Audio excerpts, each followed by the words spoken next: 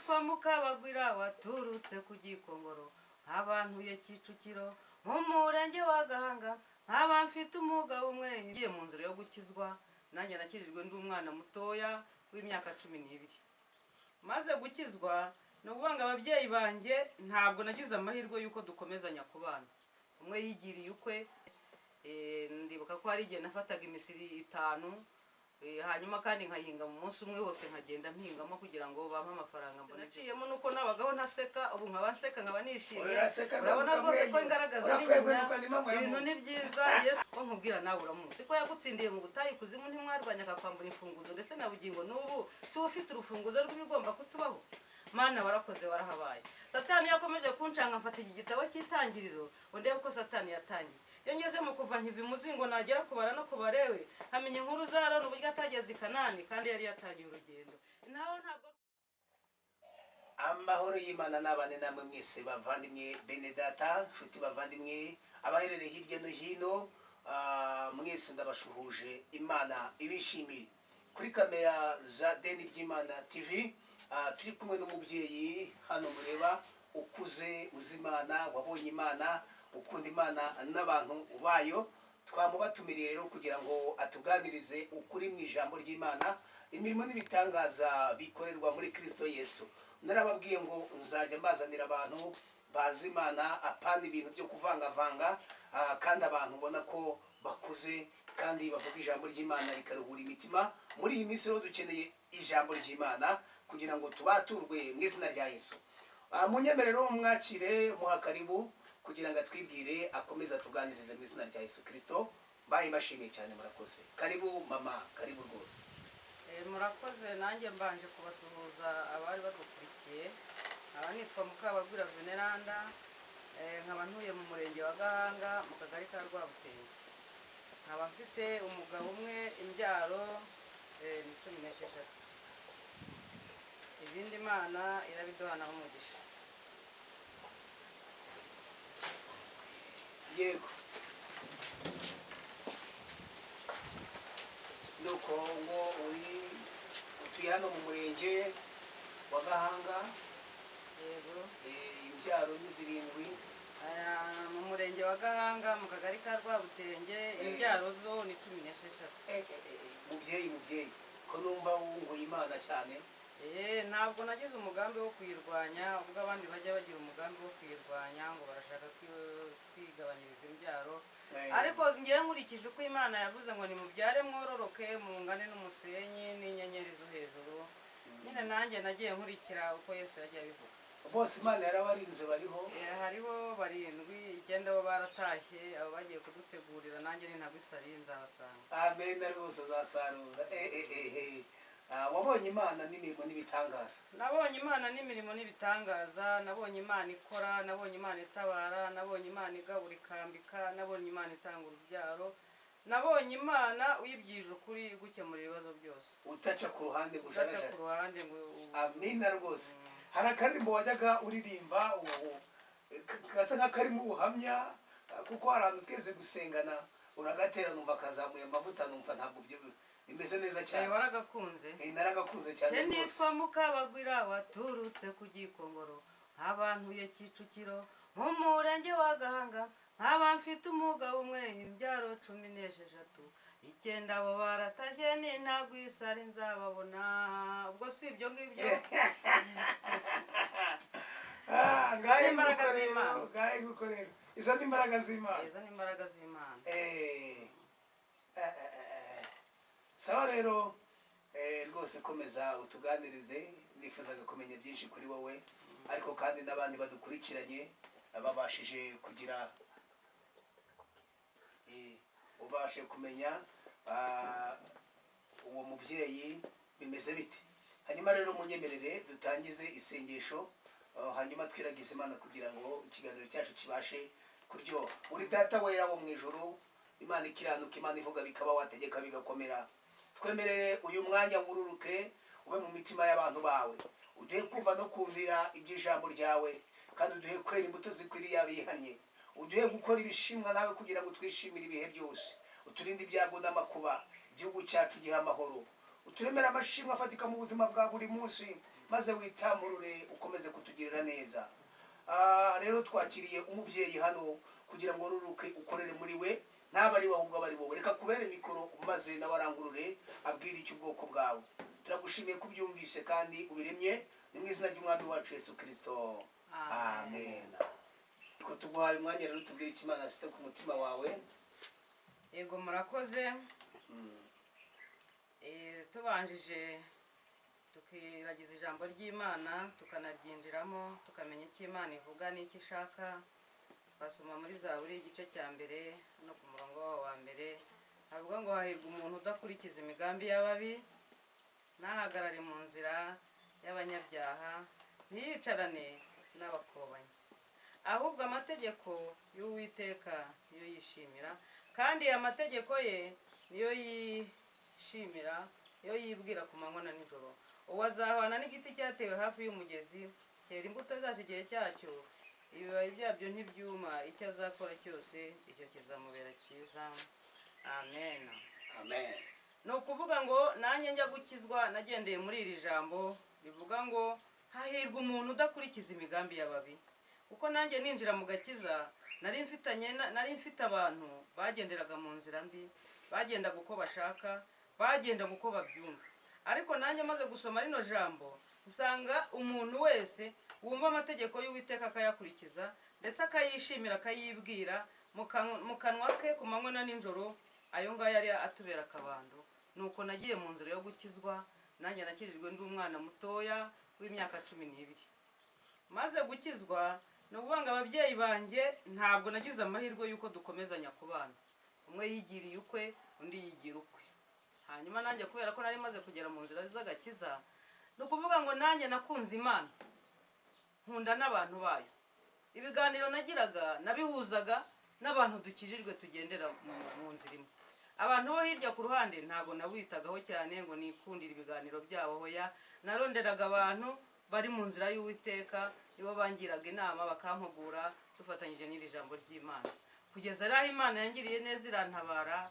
Nuko nanjye iza kumpa umuryango mukuriramo, ariko urabanza urangora, ngira ubuhamya bubi cyane, nko kuvuga nko ku muryango nabayemo. Imiryango nabaye mu miryango ngo y'iwabo wa mama cyane cyane niho nabaye, ariko nagize ubuzima bubi, bamfata nabi cyane, ariko bakanyemerera gusenga. Njye nkababwira byo muzankorera byose, ariko muzanyemerere njye gusenga. Nuvuga ngo ku manywa birirwaga bampingisha, saa sita nkataha nkajya kurya, saa 8 nkasubira mu murima, noneho byageza nijoro nararaga mboha ibirago. Ni ubuzima bubi cyane naciyemo, kandi naboneyemo Imana irantabara. Nijoro nararaga mboha ibirago byo kujya gucuruza. Yari afite umuhungu wari ufite imodoka, uwo mukecuru yatwaraga ibirago abikura ku Gikongoro abizana i Kigali mu mujyi. Ubwo rero ninjye wararaga aboha ibyo birago nijoro. Kandi no kuvuga ngo yaratekaga nijoro, iyo twatekaga tugiye kurya yatekaga ibishyimbo, ngiye akanyera amaminwa y'ibishyimbo. Ubwo rero yumvaga ko ari kumpima, ariko yabaga ari kunkomeza bya hatari, ariko nkihangana, kuko nari naramubwiye uzambabara ibyo uzajya unkorera byose, ariko umwanya wo kujya gusenga. Cyakora umwanya wo kujya gusenga wagera akambwira ati genda. Nijoro nkarara mboha ibirago. Ikindi sininjiraga mu nzu ye, yaravugaga ati uyu muntu niyinjira mu nzu yanjye azanyiba. Nahoraga mu nzu yo hakinze, mbese nta bintu byo kwishimisha najyaga ngira. Ugiye kuvuga ubyitunga, utari kuvuga ubyemera nkaho uriwe gutya kugira ngo amajwi mu neza. Nta bintu byo kwishima negeze ngira, nabayeho mu buzima bubi, mu buribwe bukomeye kandi bukakaye. Mama wanjye yari yagiye kwishakira abandi bagabo. Naguciye mu ijambo uvuze ikintu numva kinguze ku mutima, kinyibutsa inkuru za Shadrake na Meshake na Abednego, ubwo bajyaga aho ngaho ibwami bakajya banywa amaminwa y'ibishyimbo, barushaho kuba beza kandi barakomera. Nawe baryaga ibishyimbo bakagwa amaminwa, none byarangiye Imana igukomeje. Byarangiye Imana inkomeje, ingize neza. Ibyo bishyimbo amaminwa yanteraga imbaraga cyane, nuko nzanjye nza kwisanga nakomeye n'abantu. Amina rwose. Hanyuma ikindi nanone yakoraga uwo mukecuru, yankoreraga iyo yajyaga gukura ibijumba mu murima, yashyiragaho ikimenyetso ngo ataza kugira ngo wenda naciye inyuma njya gucukura ibijumba, wenda mbe nakotsa cyangwa mbe nahekeye. oya nanyurwaga n'ibyo ampaye ariko nkasenga imana. Icyo kintu yarakigiraga, ariko ndashimira Iyera yuko yabyitegereje, ubu ngubu nkaba rwose nta kibazo ngifite cyane. Imana ishimwe cyane. Yego. Ubwo rero hamwe n'ibyo ni ukuvuga ngo nawe waba ufite ibibazo cyangwa uri mu nzira mbi, ikintu nakubwira, wigendana n'abantu bari mu nzira mbi. Shaka umuntu uri mu nzira nziza, ushaka ibitekerezo bizima kandi byubaka.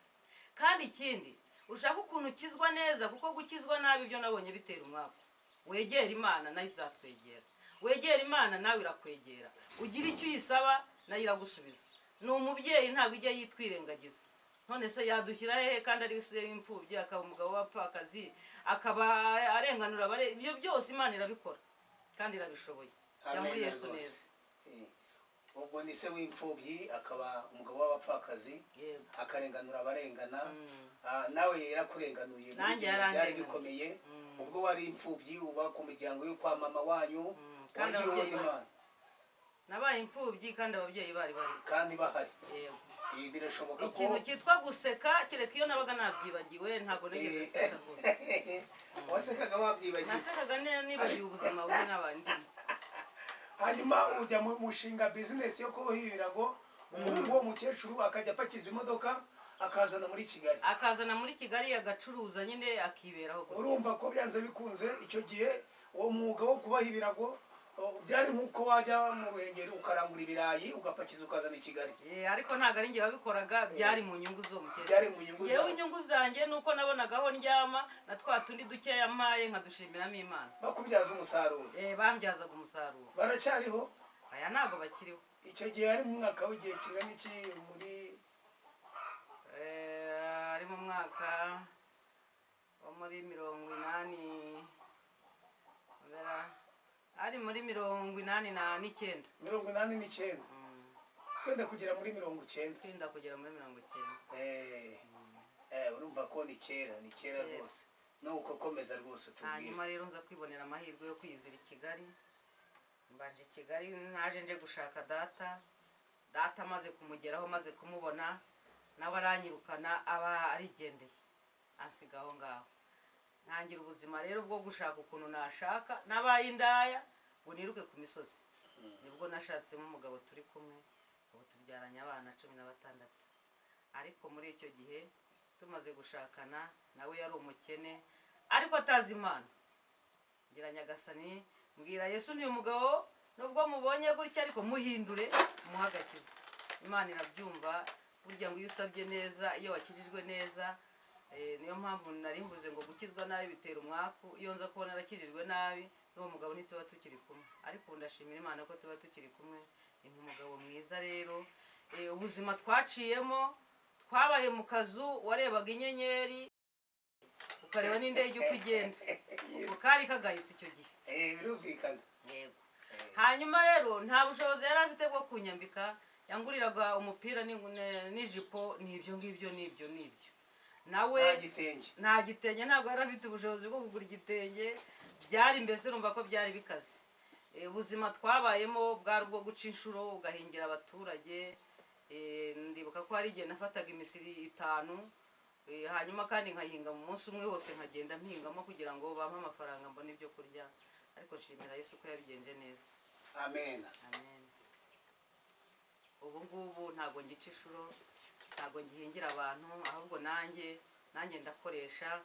Ikindi kandi si inyambara ijipo n'umupira, ndambara neza rwose. Oya rwose uranaberewe, wambaye neza cyane rwose. Ntabwo negeze mbigeraho, ariko muri kano gahe Imana yabingejejemo byose. Abana banjye nabo barakuze, nabo bageze mu gihe cyo kureba ukuntu nabo bibeshaho.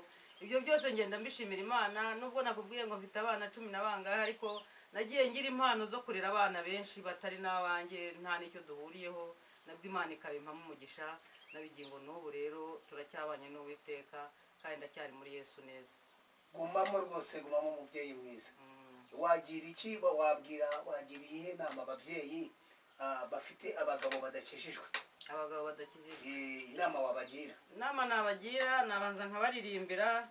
Ubuhamya bwanjye ntabwo bujya bugarukira aho ngaho, burakomeza bukagenda. Hanyuma rero bakumva ko ubuzima navuyemo nabayemo imana ikaba yarabunkuyemo nabo bihanganye bagakizwa neza bakinjiramo neza pana byo gutambika ibirenge pana byo kwambara udukingirizo bagakizwa neza bakinjira mu mana ko imana nabo hari ikintu yabakorera ari abagabo bahinduka bagakizwa ari abafite ibindi bibazo nabyo imana yabikemura kuko imana ntabwo ijya itwirengagiza. amen. Reka nongere nsubire muri bwa buhamya nyine mpite nzamuka. yego. Jye nitwa Mukabagwira waturutse ku Gikongoro nk'abantuye Kicukiro mu murenge wa Gahanga nkaba mfite umugabo umwe imbyaro 16 icyenda bo baratashye n'intagwa isari nzababona oya ntawakoreye imana ngo yikorera amaboko kandi ntawakoreye imana nayo ngo imukoze isoni nubwo benshi bavuga ngo isaha y'imana ntiragera ari ku rushinge rwayo bagenzi ruba rutembera ntabwo isaha yagera urushinge rutari gutembera iyo ari buzima rugomba gutembera niko kuri. hariko ndashimira imana kuko yampaye agakiza kandi ubu ndashimira imana kuko yampaye ibyo kurya imvura iyo yagwaga nitwikiraga ikirago ikibazo cy'ibiryo cyo naryaga mvuye gupagasa hariko ndashimira imana yuko hari icyo yakoze. amen. Imana yaragikoze ndabibona n'abandi babibona n'ibimenyetso rwose urabifite. n'ibimenyetso birahari. yego. ubuzima bw'umugabo yagiraga ipantaro imwe ndetse na rugabire imwe yahoraga arindiriye ngo yuko imana izamwambika nabifuraga ninjoro matora yari amashara ishuka yari ikirago ariko ndashimira yesu yuko hari icyo yakoze. amen. amen. naryamaga ku mashara ishuka yari ikirago ariko ubu noneho ndaryama kuri matora ishuka ni ishuka nyabyo. ubwo se hari ikintu imana itakoze? yarakoze birenze imana cyane. yarakoze birenze. amen. ndashimira imana rero ko hari icyo imana yakoze kandi n'ubu ngubu igikora. iracyakora. ashobora kuba ufite umugabo ufite ikibazo wenda yarakunaniye ariko ntabwo ari umugabo wakunaniye ahubwo ushobora kuba yaba ari wowe utari mu nzira neza. wowe bijyemo neza umwereke imana imana izamuhindurira amateka nawe iguhindurira amateka rwose ibintu bijyemo neza. ushobora kuba afite abana bakunaniye nabyo biba ikibazo kuko muri iyi si turimo none umuntu wese afite ibibazo bigiye bitandukanye. udafite ikibazo cy'umwana afite ikibazo cy'umugabo afite ikibazo cy'ababyeyi cy'abaturanyi gutyo nuko cy'imiryango nuko ariko inama nagira abo bantu bose bafite ibibazo bigiye bitandukanye wowe jyamo neza winjire mu mana neza ubwire yesu kuko areba ahantu tudashobora kureba kandi niba uhindura amateka nta kintu kigiye kimunanira. amen. ndafashijwe. nta kimunanira biterwa natwe uko twabyinjiyemo neza. ikindi kandi hari aho yavuze ngo mbasigiye umwuka wera bundi akavuga ati mukundane nkuko nanjye nabakunze ariko kuri iyi viziyo turimo buri wese yihugiyeho arabasha kwikunda ntabwo abasha gukunda mugenzi we kandi mugenzi wacu ni ikiremwa cy'imana. imana yatugeragerejeho iravuga ati mukundane nkuko nanjye nabakunze. none se niba ugiye kwanga umuntu waremwe n'imana urumva utazaba wanze imana? urumva se uzaba ukunze iki? none se niba ugiye kurobanura ku butoni yaravuze ati ngewe sindobanura ku butoni wowe ukaba ugiye kurobanura ku butoni urumva utanyuranyije na za nzira? ariko imana yaravuze ngo ndatonesha. iratonesha ariko itonesha umuntu wayitonnyeho.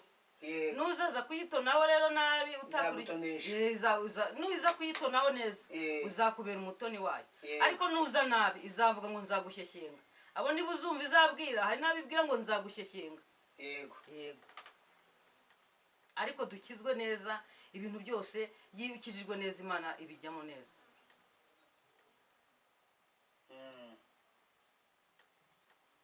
ni ukuvuga rero ngo buri wese utwumva kandi adukurikiye dukizwe neza bijyemo neza twegere umwami wacu. yego. yego murakoze cyane rwose ababyeyi dusatira umusozo wagira icyo ubwira abantu bari badukurikiye k'uyu mwanya dusoza? kuri uyu mwanya dusoza icyo nabwira abantu bari badukurikiye yego. imana yangiriye neza njya ngira imivugo myinshi kandi iyo nayiboneye muri yesu. ni imivugo ibwiriza ukumva ukuntu ubayeho nawe ukumva ko ibintu byose ariko naguciye mu ijambo ndashaka kuzagutera inkunga kugenda muri studio. rwose ndabishaka n'abandi rwose badukurikiye ndabishaka ndabikire dufatikanye uyu murimo. yego. wabyumva bikunze yabikora rwose ntaribi rwose. hanyuma rero njye ngira umuvugo uvuga ngo imana yarahabaye yarahabaye kuko nari ndi mu bihe biruhije, nari ndi mu bihe bibi, nari ndi mu bihe nanjye nakwireba nkavuga nti banza Imana ahari ari njyewe yasagukiyeho irema, ariko maze kumpa ubushobozi n'ubumenyi yamnyunguye n'akandi kenge, kuko gukorera Imana si ukwicara gusa, ni ukuvuga ngo n'imirimo yawe yose ukora ishobora kuba yakorera Imana, n'imvugo uvuga n'ingendo ugenda byose bishobora gukorera Imana. Reka mvuge rero ku muvugo witwa ngo Imana yarahabaye, kuko ibyo bintu byanjye byose n'ubuzima bwanjye bwose naciyemo, nuko nabagaho ntaseka, ubu nkaba nseka nkaba nishimye. Urabona rwose ko ingaragaza n'inyuma ibintu ni byiza, Yesu yangiriye neza ambamo nanjye nkamubamo. Ni ukuvuga ngo umuvugo witwa Imana yarahabaye, yahabaye nkuye mu mpfu nyinshi, yarahabaye mu bigeragezo, mu ntambara. Nawe uwukurikiye wumve ko Imana nubwo utarayimenya neza, nubwo ugenda ukeberanya ku ruhande, ariko irakuzi kandi ibyawe byose bibamo, no kuba wabyutse nta bisimba byagiye mu mazuru kandi amazuru abarangaye, nabyo nishimwe by'Imana. nta rugi rw'amazuru dufite Imana idukingira iturinda ku manywa n'ijoro twasinziriye. Kamvuga Imana ishobora byose, kamvuga Imana umuremyi wacu, reka mvuga Imana inshuti ya bose. Inshuti zo mu isi ziraduhana, ariko yo ntabwo ijya iduhana. Iyo baduhanye iraduharanira, iyo badutaye iradutarura, ikadukorera ibitangaza, igakomeza ikitwa Imana yacu. Reka nshimire iyaduhanze, Uwiteka ntiyaduhanye, igihe gishize yaraturinze, nubwo bitagenze uko tubishaka, ariko yoroheje imisonga. Dore yarinze igihugu cyacu, arinda abayobozi bacu, yaturindiye n'imiryango. Mana warakoze warahabaye. Ngewe iyo nibutse aho yankuye njya nyishima bikandenga, umwanzi ahari akanungunika akandasaho amajwi menshi, ariko nkavuga nti hoya data warahabaye. Erega nawe Satani wo nkubwira nawe uramuzi ko yagutsindiye mu butayu kuzimu, ntimwarwanya akakwambura imfunguzo, ndetse na bugingo n'ubu si ufite urufunguzo rw'ibigomba kutubaho. Mana warakoze warahabaye. Satani yakomeje kuncanga, mfata iki gitabo cy'Itangiriro ndebe ko Satani yatangiye. Iyo ngeze mu kuva nkiva imuzingo nagera kubara no kubarewe, nkamenya inkuru za Aroni uburyo atageze i Kanani kandi yari yatangiye urugendo. Naho ntabwo ari ukwirara, ahubwo ni ugupfukama tugasenga. Data wa twese ushoboye byose, mu isi no mu ijuru ushoboye byose, buryo n'ibumoso ushoboye byose, uzafashe iri torero ryawe, uru rugendo twatangiye tuzarurangiza amahoro. Mana warakoze warahabaye. Iyo mbabwira narayibonye kwa muganga, ubwo abadogiteri bari bananiwe bitabaje na bombone, bahamagara umugabo wanjye bategera hino ugira icyo wumva. Twakoze byose nta kigenda, nta n'icyizere tuguhaye, ariko ndahagarara ahangaha nuza kubona agarutse ibintu mu ngo z'abantu habamo byinshi, ugira icyo ukemura atahe mu mahoro. Ingo z'abantu, izi ngo z'iwacu harimo byinshi. Reka nkubwire uko nabibonye. Gisaba Imana imbabazi cyane, guhe gutuza umutima wawe, utuma itabara izi ngo z'iwacu. Harimo byinshi bikaze cyane, Uwiteka atadutabaye iri joro ntabwo twaritaha.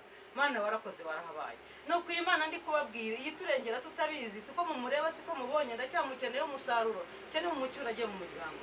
Mana warakoze warahabaye. Yarahabayeho ku maseta, Satani yagabye ibitero ngo abana na banyina muzabanzanire. Nuko data warigaragaje ndetse urigwatiriza, ababyeyi barahetse baragushima. Mana warakoze warahabaye. Ubwo usigeze kwa muganga, ubukene bwa mituweli bwarate, utabaza Imana ikagutabara, idatabaje ikinjirana ubutwari igasohokana intsinzi bakatuvura batijana. Nanjye niyo mpamvu mwumva nyivuga imyato, nuko yagariye ubuzima bwanjye. Data warakoze warahabaye.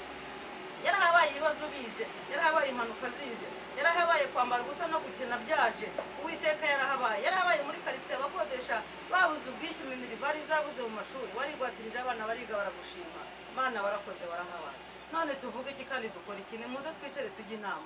Inkumi nimukumira icyaha, abasore mwisobanya mu rugendo, bagaba mwigamburura ku rugamba. Bagore namwe nimuze tujye inama, Uwiteka tumuhe umwanya. Mana warakoze warahabaye. Imana yacu yarahabaye. Nawe humura komera witinya, tinyuka ujye ku rugamba, Uwiteka niwe uzakubakira amateka mu bibanza by'ibigeragezo twagiye ducaho. Imana yacu yarahabaye. Ngewe nzajya nyivuga imyato, uko yampaye agakiza ku buntu. Ratetereza amwisunga akaba intwari ku rugamba, akaba inshuti y'abamushakana umwete. Yari umubyeyi Veneranda. Hanyuma ningera kwa Mata nzagaruka mbabwire uko twataramanye. Ubundi Imana ibaha umugisha. Bye bye. murakoze cyane Imana ibambere umugisha abavandimwe bene data. Mubyeyi rwose karibu iwacu, ujye ukomeza kuza kudusura, uganirize abadukurikirana, bumve imirimo n'ibitangaza Imana ikora muri Kristo Yesu, kandi n'ukuri mu ijambo ry'Imana twafashijwe, twaryohewe.